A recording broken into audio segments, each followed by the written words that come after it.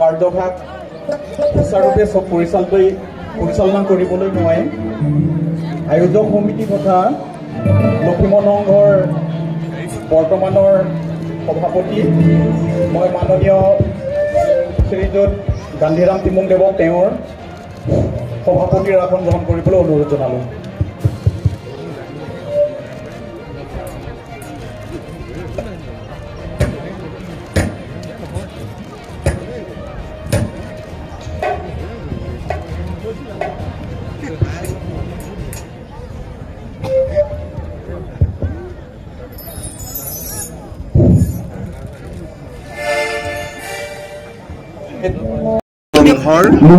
ধৰ্মীয় সংহতি সভা যোগদান কৰিলোঁ আৰু গুৰু লক্ষণ ইংতি হেণ্ডছেক দেৱৰ প্ৰতিমূৰ্তি এটা উদ্বোধন কৰাৰো আমাৰ সৌভাগ্য হ'ল।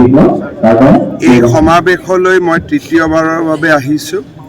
ইয়াত আহিলে সঁচাকৈয়ে মনটো এক আধ্যাত্মিক শক্তিৰে ভৰি পৰে। মই পুনৰ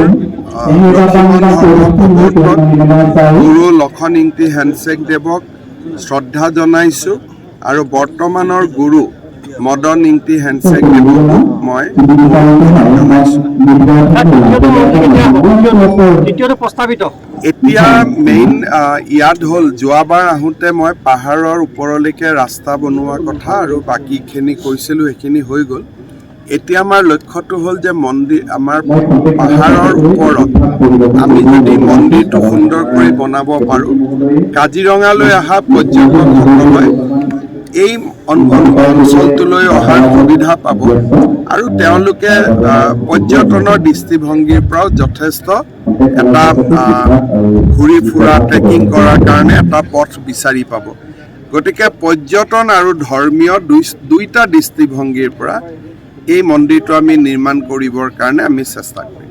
কাৰ্বি আংলঙৰ CM তুলিৰাম ৰংহাং আৰু বোকাজানৰ বিধায়ক নোমল মমিন হোৱাৰ পিছতো কাৰ্বি আংলঙৰ উন্নয়ন হৈয়ে আছে, কিন্তু তথাপিও আগন্তুক দিনত আৰু কিবা কাৰ্বি আংলঙৰ কাৰ্বি আংলঙৰ কাৰণে আমাৰ মেইন যিকেইটা কাম আছে বৰ্তমান, আমাৰ ইয়াত যিখন এগ্ৰিকালচাৰ কলেজ আৰু ভেটেনাৰী কলেজ, এই দুখন আমি খুব সোনকালে নিৰ্মাণ কৰিব লাগে। তাৰ কাৰণে বিভিন্ন ব্যৱস্থা চলি আছে আৰু ইউনিভাৰ্চিটিখনো আমাৰ এজেণ্ডাত আছে।